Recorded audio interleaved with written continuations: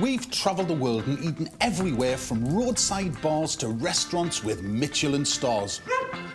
But there really is nothing like a bit of home cooking.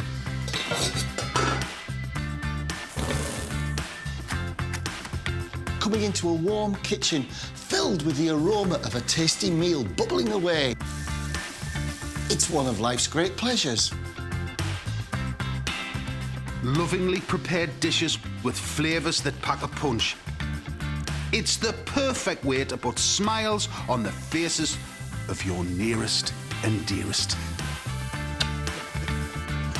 We also discover the secrets to producing quality ingredients. The smell is absolutely fantastic. Drop in on some of the UK's homeliest tea rooms and cafes and...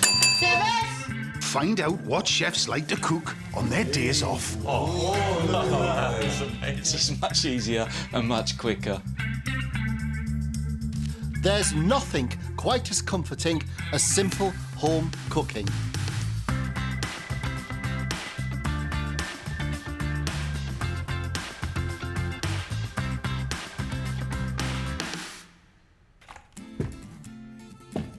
Today, we're pushing the boat out. Special recipes and top-notch ingredients make for show-stopping dishes. We're talking Posh-ish Nosh. For Posh Nosh, you can't get much posher than a pork tenderloin. Yeah, but the thing is, pork tenderloin, it's the nicest choice bit. But if you just kind of cook it or do medallions in a pan, it's either boring or it's dry. It's drier than a frog that's been sitting on a rock in the Gobi Desert for a fortnight. It's that dry.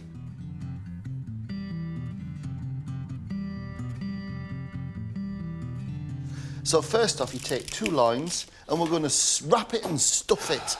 Now, I'm going to do the stuffing, which consists of lots of ingredients, which I'll tell you as we go along. This silvery sinew here needs to be removed because it will destroy the carving, the effect and the general bonhomie of the dish. Indeed. So just cut down there and slither off your sinew, like so. So we're going to start, as every stuffing should start, with a shallot, finely chopped, and we're going to put that in the butter that's in the pan there. Now, a top tip about cooking with butter, don't put anything in the butter until it starts to foam like that. And just keep going at this till you've got all the hacky bits off, because it really is quite a fine dish. 2 cloves of garlic, nicely grated.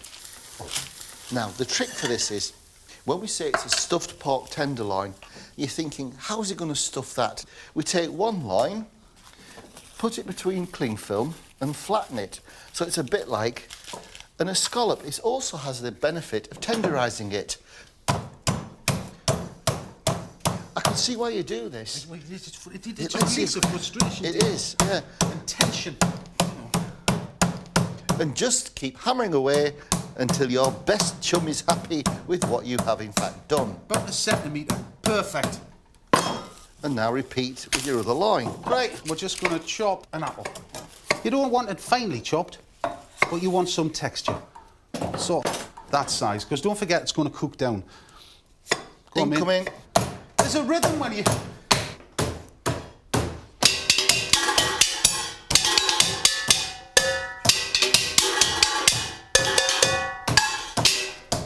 We're going to make a blanket of bacon.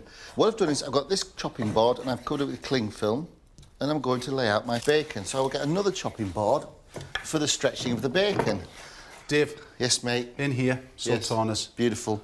Now, we're going to chop some apricots. Now, they're dried apricots, and you know you can get hard dried apricots or soft dried apricots. These are of the soft variety. A zest of a lemon and the juice of. It's a proper restaurant-style dish, this one. And we've got the simplest of ginger sauces to put on this. Ginger, teaspoon, perfect. And some herbs for thyme. Won't put the sprigs in this time, it's just the leaves that we're interested in. So we're going to take 3 pieces of stem ginger and chop them. Pork is brilliant at taking sweet and savoury flavours. It is. I mean, sweet and sour pork for a starter, it's a bit of a given. There we go. So, we're going to add 2 teaspoons of ginger syrup. Now, finely chop this parsley. Right. That's a blanket. Take your first pork loin and hope you've got enough spread on your blanket to cover the loin, which of course, being me, I have. Of course you do. And then breadcrumbs, and then the juice of a lemon. And that should bring this beautiful stuffing together. Lemon. You're very slow. Shut your face, you. Right. If it isn't moist enough, add a little bit of water. That's it, mate. Lovely. Nice, loose. You seasoned it? I have. Comes together perfectly. Champion. Thank you. I'll go and wash my hands. I would. Now take your stuffing and just pile it beautifully onto your first pork loin, like so. So this is how you stuff pork loin. I'm just looking because it looks attractive. Now put the other fillet on the top. It's the biggest pork sandwich you've ever seen. Bring the bacon rashers over the pork to enclose it completely. And you pull the bacon quite tight, Dave, don't you? Oh, Just it's tight, yes. Carry on covering up like that. Now you see, this seam side is going to go at the bottom, so don't worry if there's a wee gap there. Now what we do is we roll it like this, form it as you go. This is basically called barreling, and we put this in chilled. So we get a second layer and sometimes even a third layer and roll it really quite tight. Yeah. See, look at that. Beautiful. So we'll put you in the fridge and start dreaming about our supper.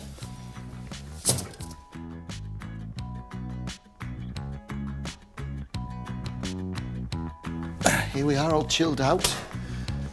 Now we need to get you onto a roasting tin. Preheat the oven to 200 degrees C.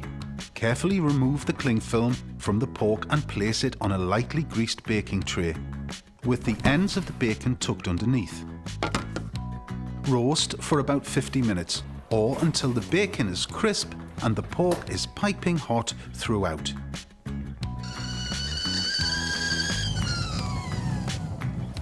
Now that is a handsome, handsome thing. Oh, that's gorgeous. Now let's get this out here to rest. Take some stock, pour that in. Look at that, Dave, beautiful. That's kitchen gold, isn't it? Absolutely, Dave, absolutely. And pour that straight into there. Look, lose any flavours at all. I want all of that off there. Now we'll start to heat this through. There's equal quantities of ginger wine. Perfect. And now some cream. We want this to be quite thick, so I've got some corn flour. I'm just going to mix that with some water. No worries. And we'll add this to our sauce. And that will thicken up to become a beautiful sauce. Let's have a taste of the seasoning. Yeah. And take care with the salt, because the residue from the pork really is quite salty. Oof, that's lovely. I think we're ready to serve up, aren't we? Yeah, why not? Some mashed potatoes and a few greens. I think so. But first, Chef's Chef's Perks. I'm excited about this. Look at that, it's beautiful, isn't it? It's cut through. And for the full sauce impact. Oh, I'd come round to dinner at our house. And that loin is really moist. That is a bit of Posh-ish Nosh. It certainly is.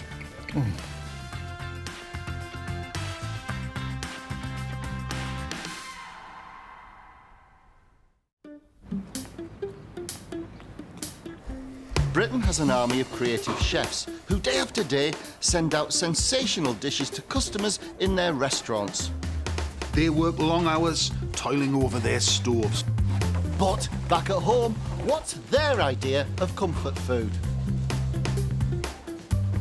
Michelin-starred chef James Summerin from Penarth tells us about his home-cooked favourite. So being a chef means everything to me. It's everything that I think about. It's everything that I've wanted to do from a young age. You know, I made that decision probably when I was 10 that I wanted to cook.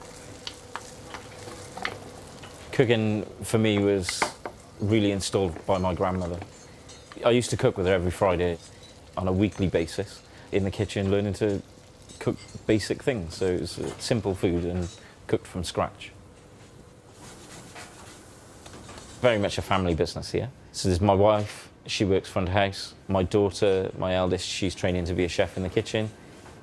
The only downside to it is actually when you end up going out and you're away from the restaurant, you end up talking about work all the time.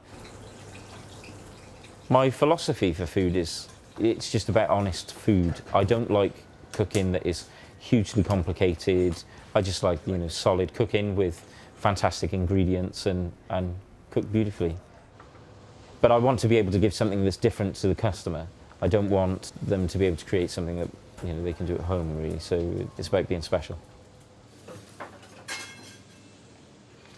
The creative process starts from a sketch, usually. It's an idea in my head, and then I draw. I literally have a book of doodles. I then look at the plating, what plate we're going to go on to, how it tastes, whether it works. There's a lot of process. Sometimes dishes come absolutely out of nowhere and they're on the plate within an hour. Other times might take 2 or 3 weeks to be able to get it right. You know, the creative process for each dish is very, very different. A signature dish that's kind of come towards me is a ravioli that's filled with a liquid pea soup, in effect, and it's finished with crispy sage, serrano ham and parmesan emulsion. So it tastes amazing because it's got that element of luxury, but it's all about the flavour, so it's making the peas taste the best. You get that fantastic saltiness from the serrano ham, which works really well with the parmesan, and then the sage in itself is just great texture and great depth, which works perfectly with the pea.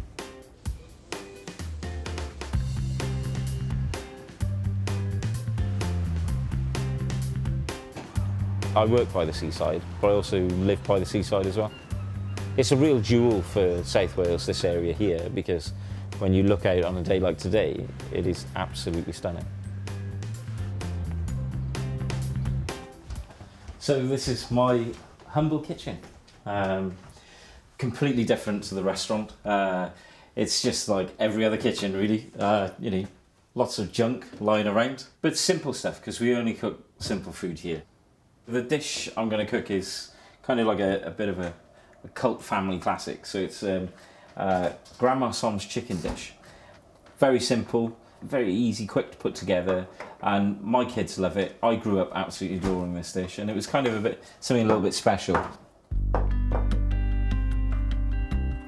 The main body of it is a soup base. So it's a condensed soup. It's thick, it's creamy already. My gran had quite a tight budget to work to. I suppose having lived through the war, she was very careful on how she spent her money. We would always have quite a lot of chicken or really fairly cheap cuts of beef. But then the most important thing was she used to buy tinned asparagus and use that. But before, I could never get it to taste exactly the same as how she used to do it, and I was always chopping up, putting fresh asparagus into it, and that's where the difference, like, there was a massive flavour comes out of the tinned asparagus that is, well, it's just different. I certainly think people will be not expecting this, literally using tinned soup, tinned asparagus and a bit of chicken just to chuck together. But at the end of the day, we're human like everybody else, and I like comfort food. You see if dinner's ready? Dinner ready. It is nostalgic. Every time you eat this, there isn't one of us around the table that can't pass a comment about Gran. What do you think? Lovely, isn't it? Tastes nice. Food is fun and food is memories, and that's what I really like about this.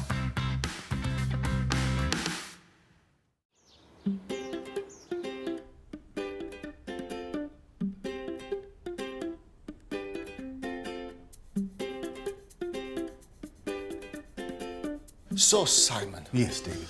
what can we do? Take 2 humble ingredients and make them as posh as possible. We're cooking fish and chips. Yeah, but It's different, isn't it? Yeah, it is, you see. A few humble ingredients, salmon from a supermarket, potatoes. OK, we've got a few extra tricks up our sleeve. We're going to do a confit salmon with pomme noisettes, samphire and sea purslane. But first, we're going to cure the salmon, which is like a rub, a marinade, and it's going to be in there for half an hour before we start to confit the fish. And I'm going to do pomme noisettes. Now, they're a favourite thing, and basically you take a melon baller and you try and get a perfect ball out of said potato. First off, goes great with salmon, a splash of gin, about a tablespoon-ish. The zest of a lemon. The other thing that goes with gin is juniper.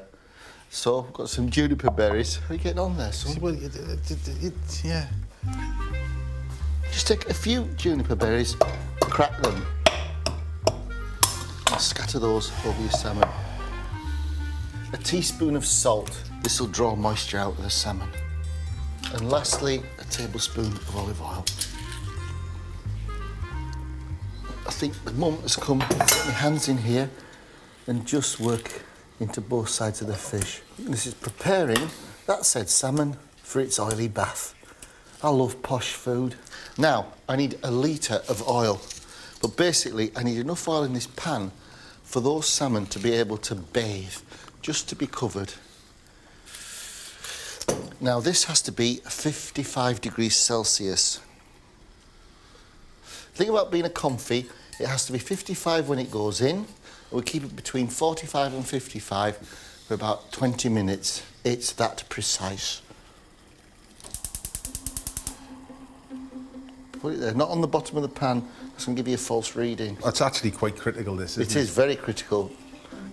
44. 55! Now turn the gas off, right? And just float the salmon in. Float. To the hot oil. Oh, I've got a bit hot. What I'll do is I'll just cool it down with a bit more oil, because these salmon pieces must be covered. Now you can use this oil again, but bear in mind, everything will taste fishy. 50, that's nicely, that's cooling down. Slowing down, 55. 53, 54, perfect. Beautiful. Dave, how would you describe confit? What would you say? Confit, well, it's a French technique normally used for cooking duck thighs and legs. Because basically, duck thigh and legs can be a tough old beast. But when it's confit, you put it in hot duck fat for about kind of 5 or 6 hours. And really, the meat gets so soft and tender. Confit duck's great. And as it's confit and it's changing colour a little bit, this is the action of hot oil on fish. I'm going to just blanch our lovely pomme noisettes off and literally just pop them in for a minute, strain them, and then the good bit. You know, sometimes I feel like I'm in my lab. You know, I am Professor Fish. OK, so they've been blanched for a minute, and literally they only take a minute. Holding at 45, I'll just give it a quick burst of heat, and that'll see us for the next 5 minutes. Well, look, if that's the case then, and you're going to do that, should I get on with it? oh, yes, noisettes? yeah, Right. perfect. Literally, I just want to take it up another 2 degrees. So, with the noisettes, what we're going to use is some clarified butter, because it's the real traditional way to cook noisettes, because they go a beautiful golden colour. It doesn't burn, does it? It doesn't burn, no. Drop one of these in. Perfect. It's like a pan full of muscat balls, isn't it? Oh, it's superb, isn't it? Yeah. That's us, I think. Dave? Well, the confit's nearly there. And more or less at blood heat this. It's one of those dishes that's best served tepid. And the fish is wonderful and firm. You know, it's confit. Just blot the oil off the top a little bit. Oh, it's just got such a nice bounce to it. They're going lovely, mate. I'll put the samphire on. Yeah. Some butter in there. This just needs warming through, just so. And some lemon. All right, and I've got 30 seconds left on these. They're lovely, beautifully golden, aren't they? Shall I start to plate up? Yeah, why not? Why not? I think I'll start off with a little bed of the samphire and sea purslane. And I'll take confit salmon. It's so delicate now in the middle. Just as they come out, because they're warm, we'll just very finely chop parsley, sea salt flakes, and then we're just going to shimmy them. Brings out the gentleman in us, David, this sort of... It does. I think the thing is, because you focus so much on getting it perfect, I don't know, the anticipation to eat it's really quite exciting. It is.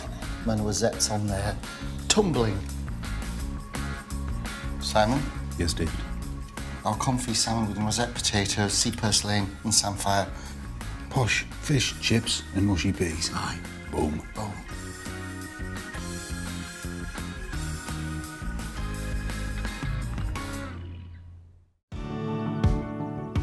The secret to creating good grub is using the right ingredients.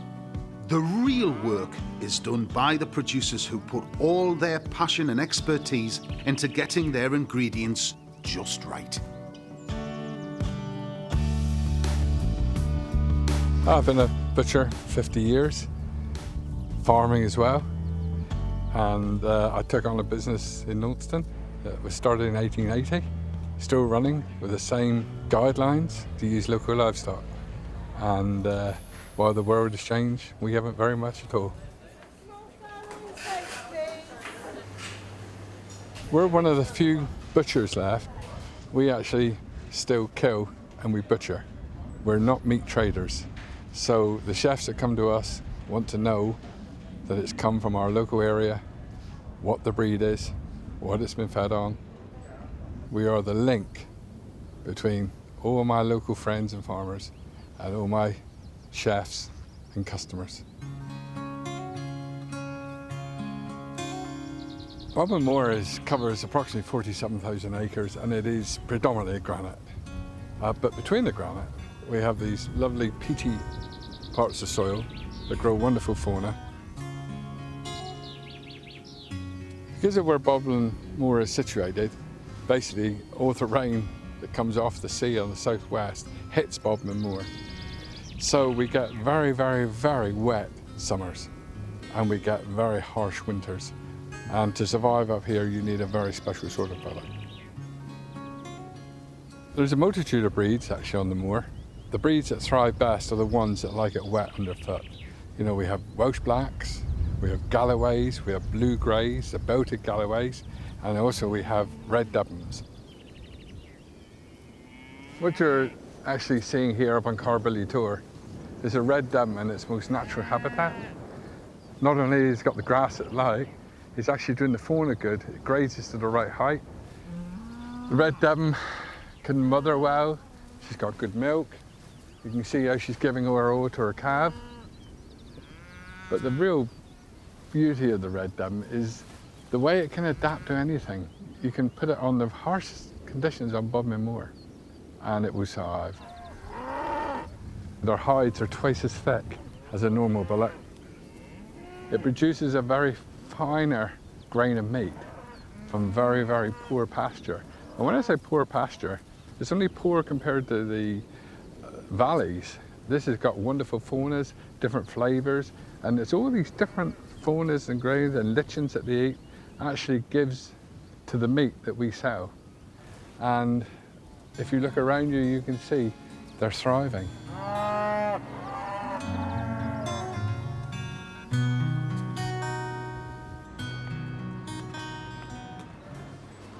Right, what we have here are different samples of Red Devon.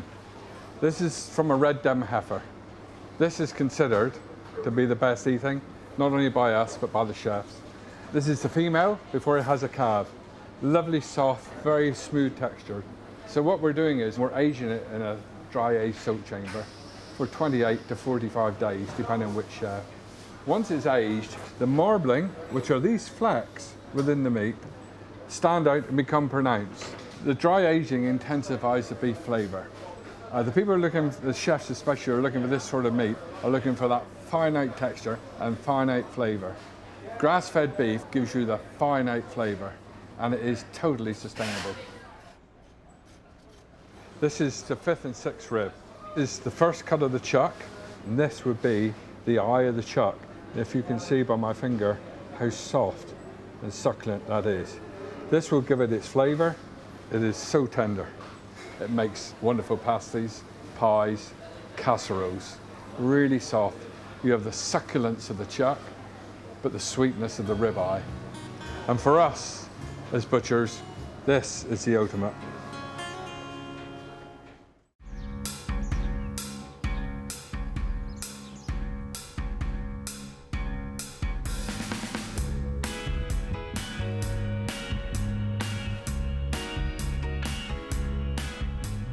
That's posh. Devon Ruby, red. yes, ruby red Devon. Fantastic grass-fed meat. We need to treat this with the respect that it deserves. It's a beautiful, beautiful piece of meat. And, you know, it's chuck steak, so it's great for a stew. But we've kind of thought about what's like a posh stew, something that's different. And we've gone to the Greek Stifado. Oh, it's lovely, it's indulgent, it's spiced, it's nice, it takes a long time. And it makes an event out of this.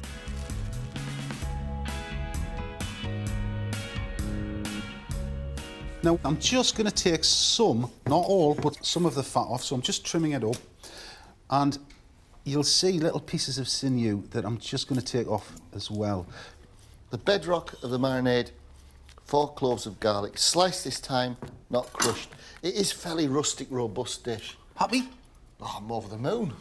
So to the garlic, I put in a piece of cinnamon bark, 3 bay leaves, 4 cloves. I want a teaspoon of allspice berries, half a teaspoon of whole coriander. I want a big piece of orange zest. Now I've got a Malbec. Malbec and beef, it's a marriage made in heaven. I want about half a bottle. And to help the marinade do its work, with the beef, 2 spoons of red wine vinegar. Now that's the marinade done. And just do, look, you see what I'm doing? Just turn them over. One side, then the other. All those flavours are just starting to work through. Lovely stuff, Kingy. The magic and the alchemy with this dish isn't going to happen in an hour. It needs to be marinating at least overnight, preferably for 24 hours. So, we'll see you later in 24 hours.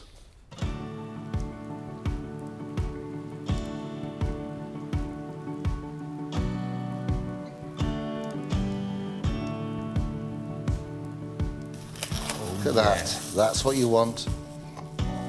Mr. King, here is your meat. Thank you very, very much. Right, I'm going to brown some of these whole pickling onions off. While the onions are browning, I'm just going to pat this beautiful, beautiful meat. Look how it's changed colour. Absolutely gorgeous. Going to pat that dry. I want about 400 grams of peeled cored tomatoes. Cross across the bottom, put them in boiling water, loosen the skin, plunge into ice cold water, peel off the skin, and then I'm going to core them. You can do this with canned tomatoes, but as I say, this is a posh one, so we're trying to make it as nice as possible. And we need the marinating liquor, and we're just going to strain that off. Should we keep the bay leaves in and fish those out later on? Yeah. Go on. Right, mate, I think we're there. They are perfect, man. Beautiful, nice colour on them. Now all we do is start to sear our beef. And just do it in batches because we want to get some colour on it. Man, it smells really, really good. Yeah. So that's the sort of colour that you need on the beef. Now we start to build our Stifado. All these tomatoes can go straight into that pan. And by the very nature of the liquid that comes out of those tomatoes, what's happening is quite naturally, it's just deglazing the pan of all those beautiful beef and marinade flavours and onion. Oh, so good. Now we've got the reserved marinade with the bay leaves. We pop that in there too. I've got 2 tablespoons of tomato puree in this, just to enrich the tomatoes. And then, just to balance off the tomatoes, some sweetness, about a teaspoon of honey. Some salt, Kingy. Yeah, mate, yeah. But one thing I can be sure of, beef, lots of black pepper. Here, here. Right. Let's bring that up to temperature a little bit, just so it just hits the boil. Then we'll turn it down and add our onions and beef. Sting juices. Those onions are perfect. All in. Just give it a stir. We put the lid on, we reduce it to a simmer, and we cook it for about an hour to an hour and a half. You could do this in the oven if you wanted, but traditionally it's a stove topper. It is. I'm just going to turn that Right down. Slow and long. Well, we'll come back about 10 minutes before it's due and put our buttery noodles on.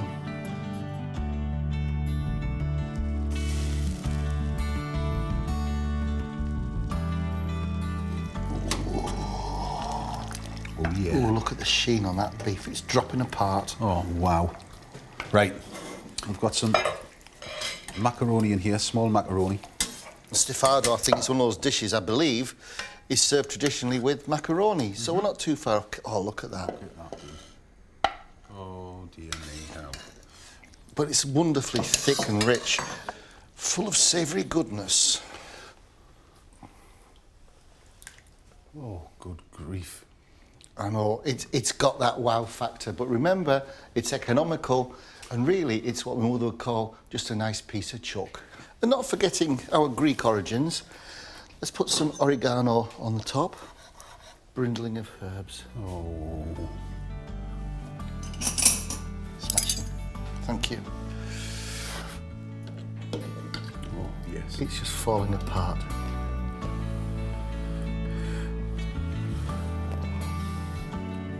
Oh, it's so worth the effort. Oh, man. Oh. That is a Parthenon of a dish.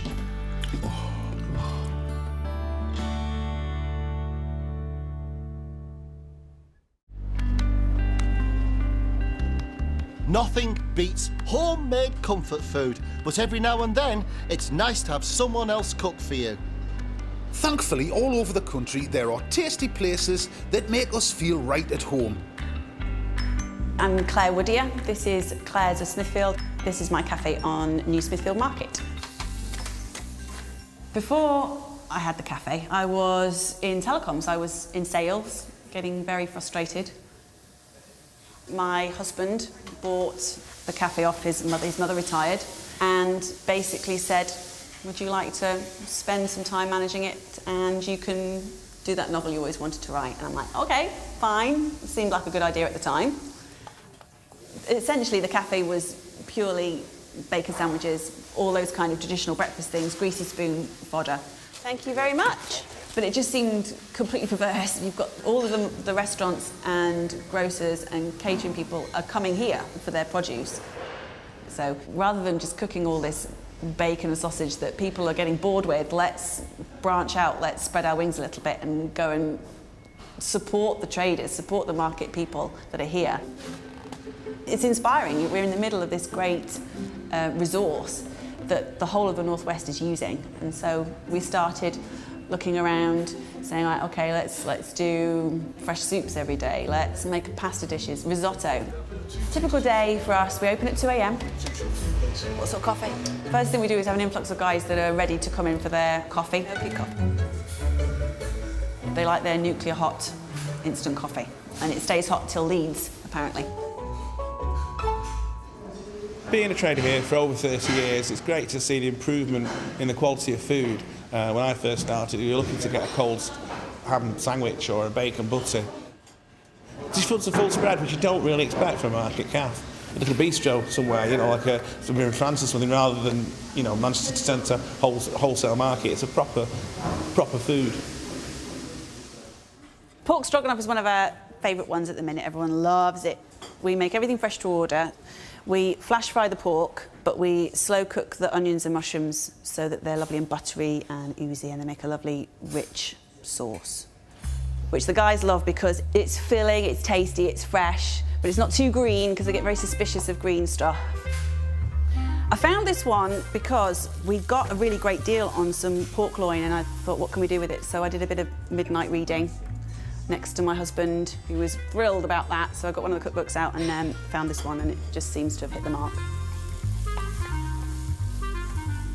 Guys love spice on here. You can't possibly get away with anything mild at all. In fact, they put chili sauce on my risotto, which makes me die inside a little bit. However, turns out I'm doing 2 a.m. shifts, doing all the cleaning, doing all the cooking, doing all the shopping after the shift is finished. I've never worked as hard in my life as I've done here. However, it doesn't feel like work. I come here quite regularly. I work on the site. It's pretty much the obvious place to come, really. The food's fresh. You can see it being made. It's good quality. I try to pick something different every time, to see what's on the specials menu, see what different things I could try. And it's just great value and great quality food. Lovely. Right. One of my favourites is in the winter, and the soups are just out of this world. And she has a different one on every day. And she even does croutons. Can you believe it? Croutons, Smithfield Market. What a luxury. Thank you, dear.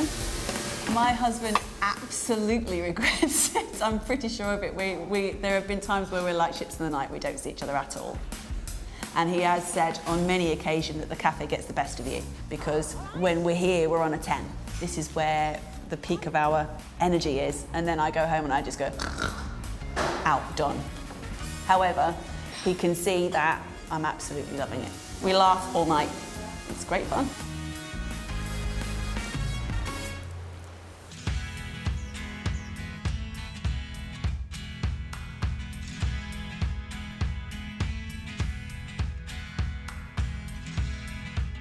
What's the first posh dessert that you remember having? Rum Babas.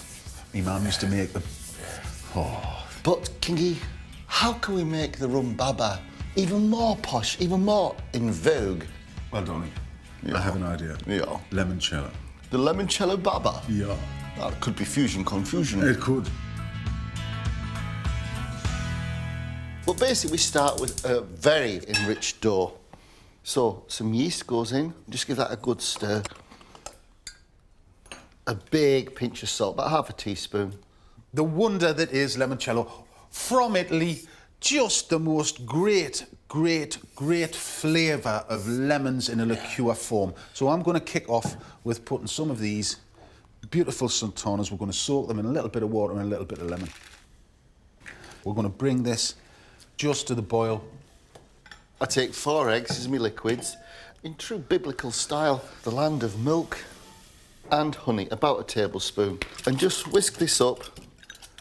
Now, while Dave's whisking, all I'm doing is putting some butter in these moulds. Now, they need to be buttered quite well because you want the batter that goes in them, once it's cooked, to come out perfectly. Eggs, milk and honey go into the flour. Look at that, right. That's creaming nicely. Now we beat the butter in. We've brought our sultanas to temperature. Now we have to cool them. We need to reserve the liquor. And just keep beating the butter in until it's creamy. It's already starting to get elastic as the yeast starts to work and it's feeding off the honey. We've got some mixed peel. We have, mate, there it is. Oh, thank you. This gives it a nice citrus sort of feel to it. A nice bit of chew.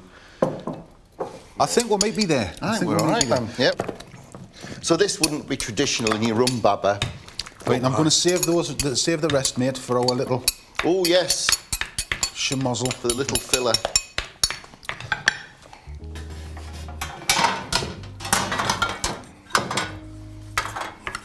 Remember, these are going to virtually double in size. It's an enriched dough, it's a yeasty bake, so don't fill them too full. Beautiful. You set those aside for about half an hour until the yeast has started to work. Should we crack on with the syrup? Why not? Yeah, might as well. Yep. We start 400 grams of caster sugar and we have 400 ml of water and also the zest and juice of 1 lemon. And when we've got the syrup, we add 6 tablespoons of limoncello and the honey. Yeah, thanks, mate. Have a taste, mate, have a taste. What do you think? syrup's done. That needs to go cold. Look at that. Ooh. They've levelled out and they've risen to just below the rim. Now we pop these into a preheated oven, 170 degrees Celsius, for about 12 to 15 minutes until brown and golden. Excellent. Now our syrup has gone cool, can you remember the soaking liquor that we'd made for our raisins? Pour that into there, like that.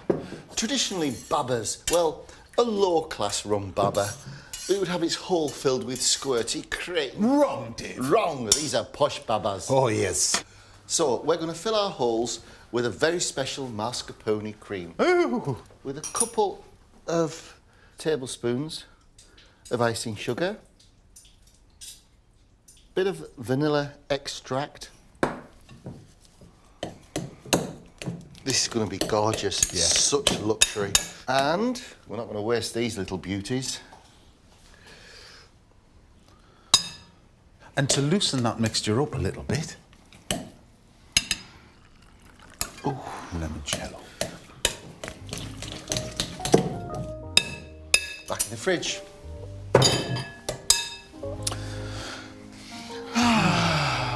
Another 10 minutes.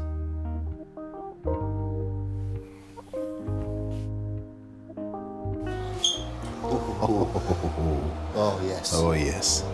It's fairly safe to say that Baba is in the house. Oh, yes. Right, now we have to wait for 5 minutes for those to cool before we turn them out and start to feed them. These are just cool enough to handle, so there we go. Should I soak while we go? Or? Oh, yes. Yeah. So what we're going to do is soak these and then wait 5 minutes and then we're going to turn them over and soak them again. Let's do the other side. Oh, It's yeah. starting to get heavy now. We'll continue to feed these over a 24-hour period. Turn and dribble, turn and dribble. We'll be seeing you in an hour or two Yeah. for another good soaking. Dowsing.